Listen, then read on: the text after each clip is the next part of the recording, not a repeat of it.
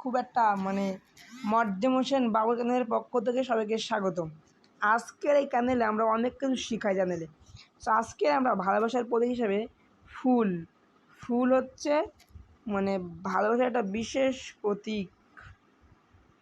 ফুল, এই ফুল যখন তোমাদের প্রেমিকা দিবা তখন চাবা যে প্রেমিকা বলেন যে ফুলের ব্যাখ্যা কী, ফুলের কয়টা অংশ, ফুলের কী থাকে ভাবি যন্ত্র। যতক্ষণ না সে বলতে না পারে তার সাথে আমাদের প্রেম করা উচিত না। তো আজকের সেই মর্জেম হোসেন চ্যানেল আজকে নিয়ে এসেছে আপনাদের জন্য ফুলের ভালোবাসার সেই প্রতীক, বিখ্যাত প্রতীক ফুলের পুরো ডিটেল ব্যাখ্যা নিয়ে এসেছে মর্জেম চ্যানেল। সো মর্জেম চ্যানেলটা সবাই সাবস্ক্রাইব করবেন এবং চ্যানেলটাকে লাইক কমেন্ট শেয়ার দেবেন। এটা লাইক কমেন্ট শেয়ার ধীরে ধীরে কমে যাচ্ছে, আপনাদের সাপোর্ট দিলে আমরা আরও ভিডিওর মধ্যে উৎসাহিত হব। তাহলে শুরু করি আমরা। তাহলে আমাদের যে ফুলে 5টা স্তবক থাকে তাকে সম্পূর্ণ ফুল বলে, এবং যে ফুলে 5টা স্তবক থাকে না তাকে অসম্পূর্ণ ফুল বলে। যেমন ধরে জবা বুটরা, এবং বিন্তু থাকলে তাকে বিন্ত, সবিন্তক, আর না থাকলে তাকে অবিন্তক।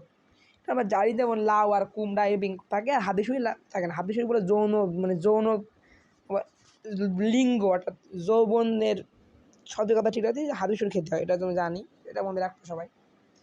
সো তারপরে আমাদের বিশেষ করে আছে হচ্ছে পুংস্তবক, স্ত্রীস্তবক থাকে, তাকে উভলিঙ্গ বলে। উভলিঙ্গ ফুল ওই সেম জিনিস, উভলিঙ্গ জবা এবং ধুতু রা, আর না থাকলে যেমন শিমুদারি, জবা এবং ধুতুরা, লাউ এবং কুমড়া এবার হচ্ছে একলিঙ্গ ফুল, আর ক্লিপ লিঙ্গ বা যেরকম জেন্ডার পড়েছি আমরা সেরকম। এখন আছে ফুলে প্রথমে আসি পুষ্পাক্ষ। পুষ্পাক্ষ সাধারণত গোলাকার এবং ফুলের বিন্ত শীর্ষে অবস্থান করে, এবং এর উপর বাকি 4টা স্তবক কি থাকে, পরপর সাজানো থাকে। এর উপর বাকি 4টা স্তবক, আমি হাত দিয়ে দেখাচ্ছি বলো, এই 4টা স্তবক লেখা হয়েছে পুষ্পাক্ষ। এর উপর বাকি 4টা স্তবক বৃতি, এটা হচ্ছে বৃতি বলে, এটাকে বৃতি। সো দেখো, ফুলের সব থেকে বাইরের অংশকে বৃতি বলে। বৃতি যদি খণ্ডিত হয় তখন তাকে বলে যুক্ত বৃতি, আর এটা এই খণ্ডিত না তখন তাকে বৃতি বলে। প্রত্যেকটা খণ্ডকে বৃত্তাংশ বলে। সো বৃতি ফুলের অন্যান্য অংশকে ঝড়, বৃষ্টি, রোদ ইত্যাদি রক্ষা করে। Thank you. এখন আমরা পড়বো সব থেকে বেশি ইম্পর্টেন্ট হচ্ছে বৃতি, এবারে দলমণ্ডল পাপড়ি। দলমণ্ডল বাসে এটা ফুলের বাইরের দিক থেকে দ্বিতীয় স্তবক। এর প্রতিটা খণ্ডকে দল বা পাপড়ি বলে। পাপড়িগুলো যখন পরস্পরের যুক্ত থাকে তখন তাকে বলা হয়, যুক্ত থাকে পাপড়িগুলো, তখন তাকে বলা হয় কি, পাপড়িগুলো যখন পরস্পরের যখন যুক্ত দল, আর যখন পরস্পরের আলাদা থাকে তখন তাকে বিযুক্ত দল বলে। বিযুক্ত দল বলে।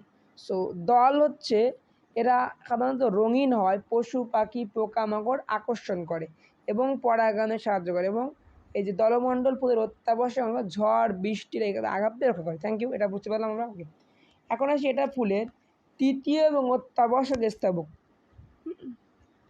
এটা হচ্ছে স্ত্রী স্তবক, না আমি একে পুংস্তবক বলি, পুংস্তবক। এটা ফুলের তৃতীয় এবং অত্যাবশ্যক স্তবক। এই যে পুংকেশরে দণ্ডের মতো অংশকে পুংদণ্ড বলে, এবং শীর্ষে থলির মতো অংশকে পরাগধানী বলে। এই পরাগধানী পরাগরেণু বলে। এই পরাগরেণুর মধ্যে অর্থাৎ শীর্ষে থলির মতো পরাগধানী বলে। পরাগধানীর মধ্য থেকে পরাগ উৎপন্ন হয়। কি উৎপন্ন হয়? পরাগ উৎপন্ন হয়। পরাগধানী থেকে পরাগ উৎপন্ন হয়, আর এই পরাগ হচ্ছে মনে করো জুটনে সাহায্য করে, মনে করো পরাগ উৎপন্ন। পরাগধানী থেকে আমরা দেখবো যে অনেক সময় পরাগধানীর মধ্যে কিছু পরাগ উৎপন্ন হবে। অর্থাৎ এই যে পুংকেশের দণ্ডের মতো অংশটিকে পুংদণ্ড বলে, সে পরাগধানী বলে। পরাগধানীর মধ্যে পরাগ উৎপন্ন, আর পরাগধানী এবং পুংদণ্ড সংযোগকারী অংশকে যোজনী বলে। পরাগধানী কোথায়? এই যে পরাগধানী এবং পুংদণ্ড, এই পরাগধানী হচ্ছে এই পরাগধানী এবং কি বলেছে, পুংদণ্ড। সো পরাগধানী এবং পুংদণ্ডের সংযোগকারী যে অংশটা পাচ্ছ, এইটা পুরোটাকে যোজনী বলা হয়। কি বলা হয়? যোজনী বা ভ্যালেন্সি বলে। ক্লিয়ার বুঝছো? পরাগধানী এবং পুংদণ্ডের সংযোগকারী থাকে। পরাগধানী যখন একগুচ্ছ থাকে তখন থাকে একগুচ্ছ পরাগধানী, তখন থাকে দ্বিগুচ্ছ থাকে দ্বিগুচ্ছ পুংস্তবক, আর বহুগুচ্ছ থাকে বহুগুচ্ছ। একগুচ্ছ থাকে, যেমন উদাহরণ কি বলতে পারি আমরা, যেমন জবা, দ্বিগুচ্ছ যেমন মটর, ওটা শিমুল। এখন পরাগগ্রহী যখন একগুচ্ছ বা থাকে তখন তাকে বলা হয় যুগকর্মী বা সিনজেসিয়াস। এবং যখন মুক্ত অবস্থায় বা পুংকেশরের দলমন্ডলে যুক্ত থাকে তখন তাকে বলা হয় দললগ্ন পুংস্তবক।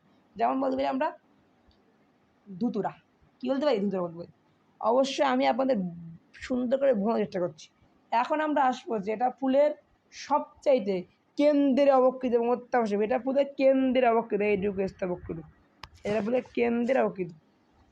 সো গর্ভাশয়ের তিনটা অংশ, এটা হচ্ছে গর্ভাশয়, হচ্ছে গর্ভদণ্ড, এটা হচ্ছে মুন্ড মাথা, গর্ভমুণ্ড।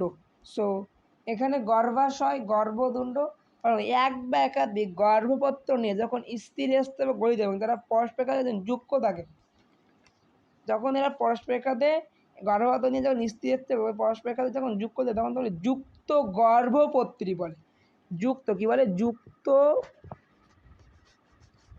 গর্ভপত্রী বলে। যদি আলাদা থাকে তখন তাকে বলা হয় বিযুক্ত গর্ভপত্রী। সো গর্ভাশয় সাধারণত শুক্রাণুর সাথে মিলে যায়, মানে এটা মিলে পরাগায়নে মানে ফলে সাহায্য করে। সো এটাই হচ্ছে আমাদের একটা ফুলের ব্যাখ্যা। সো প্রেমিকাকে ফুল দেওয়ার আগে আমাদের অবশ্যই এই ব্যাখ্যা করিয়ে তারপর ফুল দিয়েবেন, তাহলেই উপকৃত হবেন। সো আশা করি চ্যানেলটা সাবস্ক্রাইব করবেন ইনশাল্লাহ। দেখা হবে সামনের ভিডিও।